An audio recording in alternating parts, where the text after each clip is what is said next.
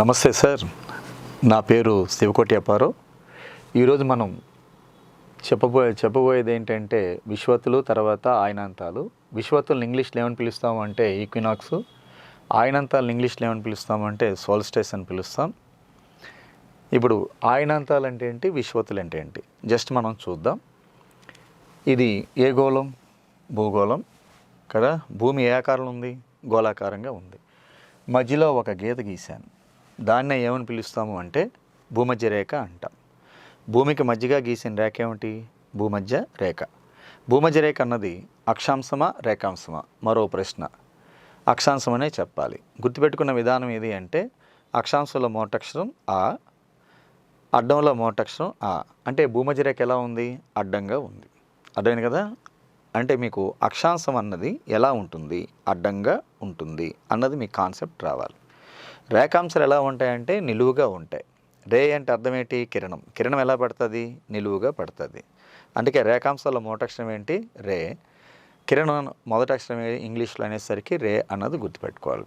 So ఈ భూమధ్య రేఖ అన్నది ఎలా ఉంది అంటే అడ్డంగా ఉంది కాబట్టి అది అక్షాంశం అవుతుంది. ఓకే కదా, రైట్. దీన్ని మనం ఏ డిగ్రీతో సూచించాము అనేసరికి 0 డిగ్రీతో సూచిస్తాం.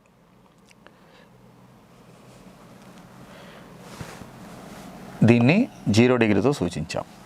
ఎందుకు 0తోనే సూచించాం అన్నది మనం తెలుసుకోవాలి. ఇప్పుడు ఒక లైన్ గీస్తున్నాను, అదేంటో మీరు జస్ట్ మామూలుగానే చెప్పండి. ఇదేంటిది? కర్కట రేఖ. ఇదేంటిది? మకర రేఖ అని చెప్తారు. అలా చెప్పకూడదు, ఎందుకంటే వీటికి నెంబర్స్ లేవు. అదేంటి అంటే ఉత్తర అక్షాంశం, ఇదేంటి అంటే దక్షిణ అక్షాంశం అని చెప్తాం. అర్థమైంది కదా. ఇప్పుడు దీనికి 23.5 ఇచ్చాను, దీనికి ఎంత ఇచ్చాను అంటే 23.5 ఇచ్చాను కదా. ఇప్పుడు ఏమవుతుంది? ఇది కర్కట రేఖ అవుతుంది. ఇదేమవుతుంది అంటే మకర రేఖ అవుతుంది. వీటికి 23.5, వీటికి 23.5 ఇచ్చి దీనికి 0 డిగ్రీ ఎందుకు ఇచ్చారు అంటే ఇది కంప్లీట్గా ఉత్తరార్ధగోళంలో ఉంది, అందుకే అది ఉత్తరాక్షాంశం. ఇది కంప్లీట్గా దక్షిణార్ధగోళంలో ఉంది కాబట్టి ఇది దక్షిణాక్షాంశం. ఎలా ఉందంటే భూమికి మధ్యలో ఉంది అది. అంటే అర్థం ఏంటి అంటే భూమధ్య రేఖ అన్నది ఉత్తరార్ధగోళానికి సంబంధించింది కాదు, దక్షిణార్ధగోళానికి సంబంధించింది కాదు. అంటే రెండుటికి సంబంధించిన కానిదాన్ని ఏమని పిలుస్తాము అంటే న్యూట్రల్. న్యూట్రల్ని తెలుగులో ఏమని పిలుస్తామంటే తటస్థం అని పిలుస్తాం. తటస్థం నెంబర్ ఎంత అనేసరికి 0. అందుకే బైక్లో మనకి 1 2 3 4 గేర్లు ఉంటాయి, 0 కూడా ఉంటుంది. 0 అంటే ఏది అంటే neutral. So equator is a neutral line. భూమధ్య రేఖ అన్నది తటస్థ రేఖ మాత్రమే, అందుకే మనం 0 తీసుకున్నాం. ఓకే, ఎందుకు 23.5 0 23.5 0 ఇచ్చాము అనేసరికి ఎలాగ తెలుసు కదా మీకు, భూమధ్య రేఖ అని పిలుస్తాం. సూర్యుని యొక్క గమనం అన్నది భూమధ్య రేఖ మీద నుంచి కర్కట రేఖ మీదకి ఉంటుంది, కర్కట రేఖ మీద నుంచి మళ్ళీ భూమధ్య రేఖ మీదకి ఉంటుంది, భూమధ్య రేఖ నుంచి మళ్ళీ మకర రేఖ మధ్య. అంటే సూర్యుని యొక్క కిరణాలు ఈ ప్రాంతంలోనే నెట్టినలోగా పడతాయి. అందుకే ఈ ప్రాంతం ఎలా ఉంటుందంటే కర్కట మకర రేఖల మధ్య ప్రాంతం చాలా వేడిగా ఉంటుంది. అందుకే వేడిగా ఉంది కాబట్టి ఆ ప్రాంతాన్ని ఏమని పిలుస్తామంటే ఉష్ణమండలం అంటాం. ఓకేనా. దానికే మరో పేరు ఏంటంటే అతి ప్లస్ ఉష్ణ అత్యుష్ణ మండలం అని పిలుస్తాం. దానికే మరో పేరు ఏంటంటే ఆయన రేఖ ప్రాంతం అని పిలుస్తాం, లేదా ఆయన రేఖ మండలం అని పిలుస్తాం. ఆయనం అంటే అర్థం ఏంటి? ఇక్కడ ప్రయాణం. ఎవరి యొక్క ప్రయాణం?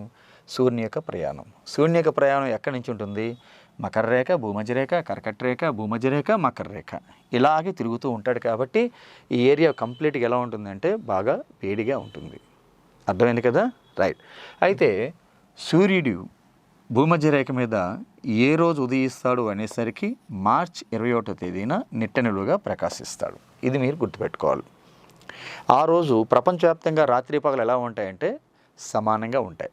అంటే పగలు 12 గంటలు, రాత్రి 12 గంటలు ఉన్న 2 రోజుల్లో ఒక రోజు ఏది అంటే మార్చి 21. రెండో రోజు ఏంటన్నా చెప్తాను, గాబరా పడకండి. ఓకే కదా, రైట్. దీన్నే రాత్రి పగలు సమానంగా ఉన్న రోజునే ఏమని పిలుస్తాము అంటే విషువత్తులు అని పిలుస్తాం. విషు అంటే విష్ణువు అని, ఒత్తు అంటే ప్రకాశించడం అని అర్థం. ఓకే కదా, రైట్. విషవత్తులు అంటారు, విష కాదు అది, విషువత్తులు అని పిలుస్తాం. విషు అంటే విష్ణువు లేదా సూర్యుడు, ఒత్తు అంటే ప్రకాశించడం అని కూడా అర్థం వస్తుంది. ఓకే కదా, రైట్. ఆ రోజు రాత్రి పగలు ప్రపంచవ్యాప్తంగా ఎలా ఉంటాయంటే సమానంగా ఉంటాయి. ఎందుకంటే తన యొక్క కాంతి కిరణాలని సూర్యభగవానుడు ఉత్తరార్ధగోళానికి తర్వాత దక్షిణార్ధగోళానికి సమానంగా ప్రసరింపజేస్తాడు. అంటే మేషర్ మిగతా రోజుల్లోని రాత్రి పగలు సమానంగా ఉండమంటే మీరే ఉదాహరణ తీసుకోండి. వేసవికాలంలో ఏ కాలం ఉంటుంది మనకి ఎక్కువగా? పగటి కాలం. శీతాకాలం తక్కువగా ఉంటుంది. మరి శీతాకాలంలో పగటి కాలం ఎలా ఉంటుంది? తక్కువ ఉంటుంది. రాత్రికాలం ఎక్కువ ఉంటుంది. అలా కాకుండా రాత్రి పగలు కాలం కరెక్ట్గా 12 గంటలు ఉన్న రోజు ఏది అంటే మార్చి 21. మార్చి 21 అంటే కాదు, సూర్యుడు భూమధ్యరేఖ మీద ఏ రోజు ప్రకాశిస్తాడో ఆ 2 రోజులు మాత్రమే రాత్రి పగలు ప్రపంచవ్యాప్తంగా సమానంగా ఉంటాయి. మళ్ళీ కొంతమంది స్టూడెంట్స్ కన్ఫ్యూజ్ అవుతుంటారు. కన్ఫ్యూజ్ అవ్వాల్సిన అవసరం లేదు. ఇప్పుడు ఒక గది తీసుకున్నారు, ఆ గది మధ్యలో ఒక లైన్ గీశారు, ఆ లైన్ మీద పర్ఫెక్ట్ ఒక లైట్ పెట్టారు, స్విచ్ చేశారు, లైట్ వెలిగింది. గది మొత్తానికి లైటింగ్ ఎలా ఉంటుంది? సమానంగా ఉంటుంది. ఆ లైట్ తీసుకెళ్ళి అటుపక్క పెట్టారు, లైట్ వేశారు. అక్కడ లైటింగ్ ఎలా ఉంటుంది? ఎక్కువ ఉంటుంది. ఇక్కడ లైటింగ్ ఎలా ఉంటుంది? తక్కువ ఉంటుంది. మళ్ళీ ఇక్కడ లైట్ పెట్టి వేశాను. అర్థమైందా? ఈ ప్రాంతం లైటింగ్ ఎలా ఉంటుంది? ఎక్కువ. ఆ ప్రాంతంలో తక్కువ. ఇక్కడ లైట్ ఎవరు? సూర్యుడు. గది ఎవరు? భూమి. కాబట్టి భూమి అనే గది అనే భూమి మీద సూర్యుడు పర్ఫెక్ట్గా మధ్యలో ప్రకాశించడం వల్ల ఉత్తరార్ధగోళానికి దక్షిణార్ధగోళానికి తన యొక్క కాంతి కిరణాలని సమానంగా ప్రసరింపజేశాడు. కాబట్టి రాత్రి 12 గంటలు పగల 12 గంటలు ఉన్న రోజు ఏది అంటే మార్చి 21. దాన్నే ఏ ఒత్తు అని పిలుస్తాము అంటే విషువత్తులని పిలుస్తాం. ఇది ఫస్ట్. తర్వాత మార్చి 22 తర్వాత సూర్యుడు ఏ అర్ధగోళానికి ప్రయాణం అవుతాడు అంటే ఉత్తరార్ధగోళానికి. ఏ అర్ధగోళం? ఉత్తరార్ధగోళానికి వెళ్తాడు. యాక్చువల్గా సూర్యుడు వెళ్ళడు, భూమి మాత్రమే తిరుగుతుంది. భూమి తన యాక్సెస్ చేంజ్ చేసుకుంటుంది, తన అక్షాన్ని మార్చుకుంటుంది. అంటే భూమి యొక్క ఉత్తరార్ధగోళం సూర్యునికి ఎదురుగా వస్తుంది. మనకి ఈజీగా ఉంటుందని నేను మీకు ఇది చెప్పడం, అది అంతే, అంతకుమించి ఇంకే లేదు. అంటే మార్చి 22 తర్వాత ఏ అర్ధగోళానికి ఎక్కువగా వేడి పెరుగుతుంది అనేసరికి ఉత్తరార్ధగోళానికి బాగా వేడి పెరుగుతుంది. ఎందుకంటే సూర్యుడు అటువైపు ఉన్నాడు కదా, పగటి కాలం కూడా అటువైపు ఎక్కువ పెరుగుతుంది. అంటే దీన్ని బట్టి చూస్తే ఉత్తరార్ధగోళం ఉన్న దేశాలన్నిటికీ కూడా ఏ కాలం రావాలి? శీతాకాలమా వేసవికాలమా అంటే వేసవికాలమే రావాలి. అవునా కదా? మరి భారతదేశం ఉంది, భారతదేశానికి వేసవికాలం ఎప్పుడు వస్తుంది? ఎప్పుడు వస్తుంది? బాగా ఆలోచించి చెప్పండి. మార్చి తర్వాత లేకపోతే ఆగస్ట్ తర్వాత? మార్చి తర్వాతే వస్తుంది. అవునా కదా? అంటే భారతదేశం ఏ అర్ధగోళంలో ఉంది? ఉత్తరార్ధగోళంలో ఉంది. భారతదేశం నుంచి వెళ్తున్న రేఖ ఏంటి? శశిరేఖ, కర్కట రేఖ.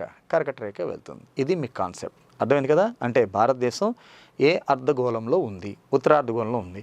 ఇది మనం కంఠస్థ పెట్టామో చూసాం అంతే, అంతకుమించి ఇంకే లేదు. ఇదే అవగాహన. తర్వాత సూర్యభగవానుడు ఇలాగే ఎక్కడి వరకు వెళ్తాడంటే కర్కట రేఖ వరకే వెళ్ళాలి. మరి మేషర్ పైకి వెళ్ళొచ్చు కదా అంటే పైన ఒకటి ఉంటుంది. ఏంటిది? ఆర్కిటిక్ 66 ఉత్తరాక్షాంశం. ఇదేంటి అనేసరికి అంటార్కిటిక్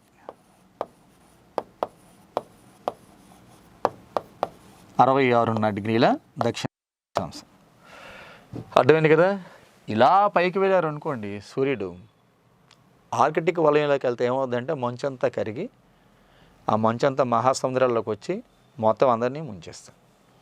అందుకనే సృష్టి ధర్మం ప్రకారం ఈయన ఇక్కడ వరకే వెళ్తాడు. ఎక్కడి వరకు? కర్కట రేఖ వరకే వెళ్తాడు. పైకి వెళ్ళాడంటే మొత్తం ప్రపంచం అంతా నాశనమే. ఇక్కడ వరకు ఏ రోజు వస్తాడు మేషారు? కర్కట రేఖ మీద సూర్యుడు ఏ రోజు వస్తాడు అనేసరికి ఇది మార్చి 21 కదా, మరో 3 నెలలు లెక్క పెట్టాలి. మార్చి తర్వాత ఏమొస్తుంది? ఏప్రిల్ తర్వాత ఏమొస్తుంది? మే తర్వాత ఏమొస్తుంది? జూన్. అంటే జూన్ 21వ తేదీన సూర్యుడు ఏ రేఖ మీద ఉదయిస్తాడు? కర్కట రేఖ మీద ఉదయిస్తాడు. ఇది మీరు గుర్తుపెట్టుకోవాలి. Okay, just you have to calculate only 3 months. 3 నెలలే లెక్క పెట్టాలి. తర్వాత అక్కడే ఉండిపోతాడా? నో. అక్కడి నుంచి మళ్ళీ ఏం చేస్తారు అనేసరికి sun travel towards southern hemisphere, అంటే సౌత్ వైపు వస్తారు. ఎప్పుడు వస్తాడు? మళ్ళీ భూమధ్యరేఖను ఎప్పుడు క్రాస్ చేస్తాడు అనేసరికి సెప్టెంబర్ 23. ఒక్కోసారి 21, 22 ఇవ్వచ్చు, లేదా 23 ఇవ్వచ్చు. 21, 22, 23 ఇచ్చినా యాడ్ మార్క్ అవుతుంది. అది విషయం అన్నమాట. అంటే సెప్టెంబర్ 23వ తేదీన కూడా సూర్యుడు ఏ రేఖ మీద ఉదయించాడు? భూమధ్యరేఖ మీద ఉదయించాడు. అంటే ఆ రోజు కూడా రాత్రిపాలు ఎలా ఉండాలి? సమానంగా ఉండాలి. ఆ రోజును కూడా ఏమని పిలవాలి? మనం విషువత్తు అని పిలవాలి. ఏ వత్తు అది? విషువత్తు. విషువత్తుని ఏమని పిలుస్తాం? ఈక్వినాక్స్ అని పిలుస్తాం. అర్థమైంది కదా? రైట్. అంటే దీన్ని ఏ విషువత్ అంటాం, దాన్ని ఏ విషువత్ అనం చెప్తాను, గాబరపడకండి. తర్వాత మళ్ళీ సూర్యుడు ఏం చేస్తారు అనేసరికి సెప్టెంబర్ 23 తర్వాత దక్షిణార్ధగోళానికి ప్రయాణం అవుతాడు. దక్షిణార్ధగోళానికి ప్రయాణం అయిన తర్వాత ఏ రేఖ వరకు రావాలి? మకర రేఖ దగ్గర రావాలి. మకర రేఖ అనేసరికి ఏంటది? Tropic of Capricorn. ఇంగ్లీష్లో కూడా ఉన్నాయి వర్డ్స్, చెప్తాను, గాబరపడకండి. ఎప్పుడు వస్తాడు అనేసరికి సెప్టెంబర్ నుంచి 3 నెలలు లెక్క పెట్టండి. సెప్టెంబర్ తర్వాత ఏమొస్తుంది? October, November, December. డిసెంబర్ 22వ తేదీన సూర్యుడు ఎక్కడ ఉదయిస్తాడు అంటే మకర రేఖ మీద ఉదయిస్తాడు. అంటే డిసెంబర్ 22 అనేసరికి భారతదేశానికి సూర్యుడు దగ్గరగా ఉన్నాడా, దూరంగా ఉన్నాడా? దూరంగా ఉన్నాడు. కాబట్టే మనకి ఏ కాలం వస్తుంది? డిసెంబర్లో వేసవి వస్తుంది కదా. వేసవ మనకు వచ్చేది శీతాకాలం వస్తుంది. మరి వేసవికాలం ఎవరికి వస్తుంది అనేసరికి ఇక్కడున్న దేశానికి వస్తుంది. ఆ దేశం పేరు ఏది అనేసరికి ఆస్ట్రేలియా. ఆస్ట్రేలియా పేరు విన్నారు కదా? రైట్. ఆస్ట్రేలియాకి డిసెంబర్లో ఏ కాలం ఉంటుందంటే వేసవికాలం ఉంటుంది. మరి ప్రపంచవ్యాప్తంగా చేసుకునే ఫెస్టివల్ ఏంటి? క్రిస్టియన్స్ అందరూ కూడా ఏ ఫెస్టివల్ చేసుకుంటారు? క్రిస్మస్. ఏ నెలలో చేసుకుంటారు? డిసెంబర్. ఏ తేదీలో చేసుకుంటారు? డిసెంబర్ 25. అవునా కదా? మరి ఆస్ట్రేలియాలో సూర్యుడు డిసెంబర్లో ఉన్నాడు కాబట్టి ఆస్ట్రేలియా వాళ్ళు క్రిస్మస్ని ఏ కాలంలో చేసుకుంటారు? వేసవికాలంలో చేసుకుంటారు. ఒక ఆస్ట్రేలియా వాళ్ళనంటే నో, మకర రేఖ మీద ఉన్న దేశాలన్నీ కూడా క్రిస్మస్ని ఎప్పుడు చేసుకుంటారు అనేసరికి వేసవికాలంలోనే చేసుకుంటారు. ఇవి కాన్సెప్ట్. మరి కర్కాటక రేఖ మీద ఉన్న దేశాలన్నీ కూడా క్రిస్మస్ని ఏ కాలంలో చేసుకుంటారు అంటే శీతాకాలంలో చేసుకుంటారు. అది గాబరా పడకుండా వినండి. అది తర్వాత మేషారు అంతే, ఇంకేమీ లేదా? ఇక్కడి నుంచి ఇక్కడ 3 నెలలు లెక్క పెడితే మార్చి రావాలి కదా, డిసెంబర్ నుంచి అనేసరికి లెక్క పెట్టండి. జనవరి, ఫిబ్రవరి, మార్చ్. సరిపోయిందా లేదా? ఇది ఒక 3 నెలలు, ఇది ఒక 3 నెలలు, ఇది ఒక 3 నెలలు, ఇది ఒక 3 నెలలు. 4 3 ఎంత? 12 నెలలు. మీకు అర్థమైంది కదా? రైట్. సంవత్సరానికి ఎన్ని నెలలు? 12 నెలలు. అంటే గుర్తుపెట్టుకున్న విధానం ఏది మేషారు అంటే కంఠస్థాలు పెట్టకుండా మార్చి 21 మీరు చూసుకోవాలి. ఆ మార్చి 21 తర్వాత కర్కట రేఖ అనేసరికి ఏ 21? జూన్ 21 చూసుకోవాలి. తర్వాత భూమధ్య రేఖ మళ్ళీ సెప్టెంబర్ 23, మళ్ళీ ఏంటది? డిసెంబర్ 22. వీటన్నిటికీ మధ్య గ్యాప్ ఎంత? 3 మంత్స్. అది గుర్తుపెట్టుకోవాలి. ఓకేనా? రైట్.